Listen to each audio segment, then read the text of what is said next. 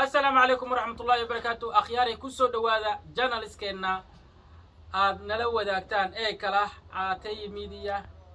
iyo caynta show fadlan haddii aad nala joogtana si shargaray si asxaabtaada iyo saaxiibada ay ayaguna halkan noogu soo biiraan si aan halkan bahwadaag aan uga noqono. waxaan rabaa waxaan daba soconnaa weli waa maaragtaa waa muuqaalkeennii saddexaad kilibkeennii saddexaad waxaan diiradda ku saaraynaa qodobo yaryar oo kooban. waxaa ugu dambeeyeen midkii ugu dambeeyo update-ka ahaan ka bilaabayna oo ah in wasaaradda amniga gudaha wasiirkeeda ninka la yiraahdo 30 milyan haysta ninka loo bixiyay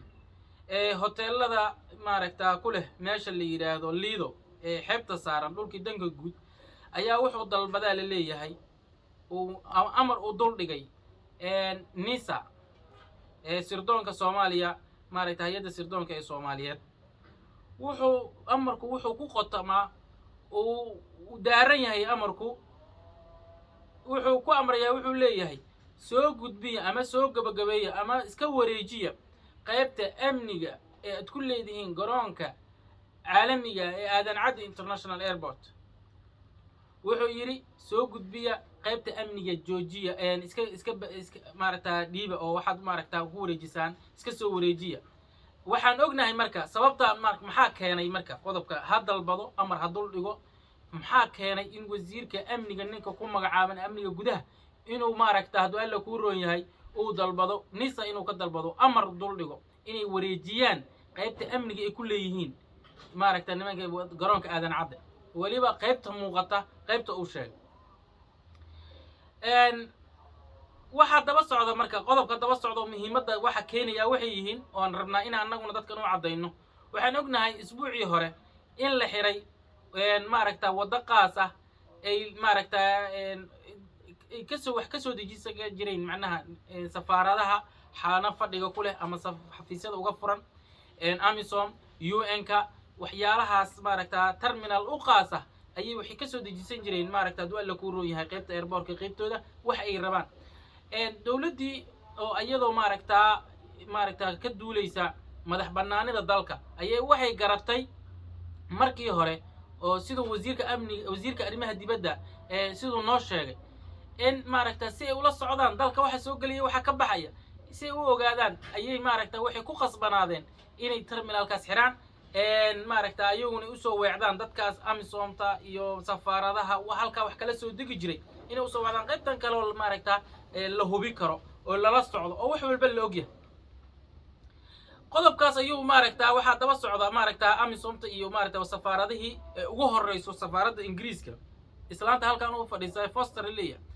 ayaa maaragtaa waxay dabada hayaan tii ayay ka dabaqtamayaan si annaga dawlad curduna oo annaga maaragtaa mushaarkeeda aan bilaha bixinay iyo midka sanadlahaaba sidee annaga noogu amri kartaa oo nooga xiran kartaa.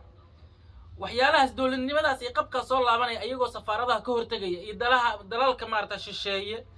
haduu alla ku rooyaan dalkeena cuuryaaminaya oo koow u yahay Ingiriiska oo ognahay maaragtaa ninkii dalka Soomaaliyeed qaybiyo shanta u qaybiyo cadawga ugu xanuunka badana ayaa maaragtaa ayagoo dantooda maaragtaa qabsanaya ayay waxay soo dhaxmareen kuwo maaragtaa haduu alla ku roon yahay la mid yahay 30 milyan haysta maaragtaa ku fashilmay wasaaradda amniga gudaha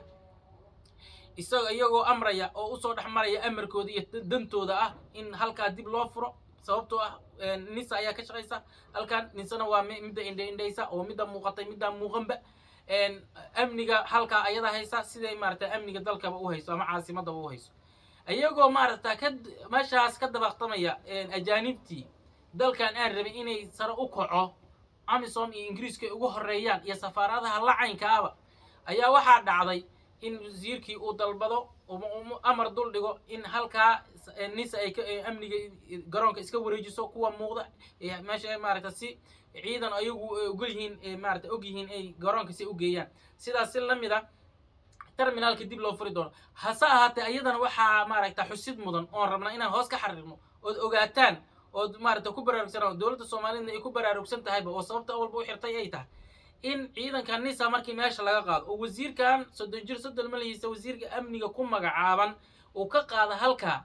waxaa dhici doonta marka oo qodobka ah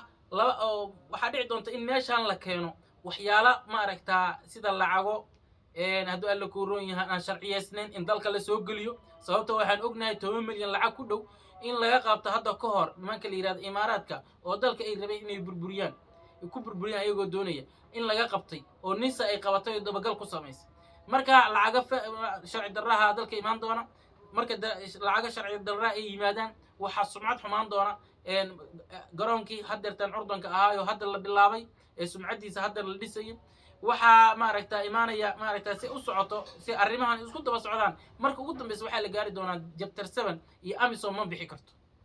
waa meesha biyo dhaca ee loo socdo in ma aragtaa lacag sharci darraha halkan la keeno in waxyaala sharci darraha halkan laga dhoofiyo walxa sharci darraha dalka laga soo dejiyo hub aan la ogeyn waxyaala badan sababtoo ah foolka ama ma aragtaa hadduu alla ku roon yahay dariiqa dhabahana laga soo galo ma aragtaa dalka wajiga ma aragtaa magaalada ama dalka laga soo booqdo waa caasimadana gaar ahaan waxaa laga soo degaa adduunka nagala xiriira garoonkaas aadan cadde international airport haddaba dowladda Soomaaliya waxaan ku boorinaynaa in aysan ogolaan nisa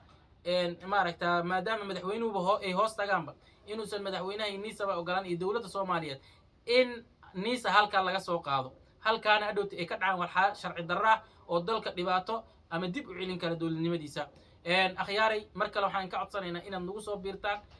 hadduu alla ku roon yahay dalkeenana aan u kacno wassalaamu calaykum waraxmatullahi wabarakaatuh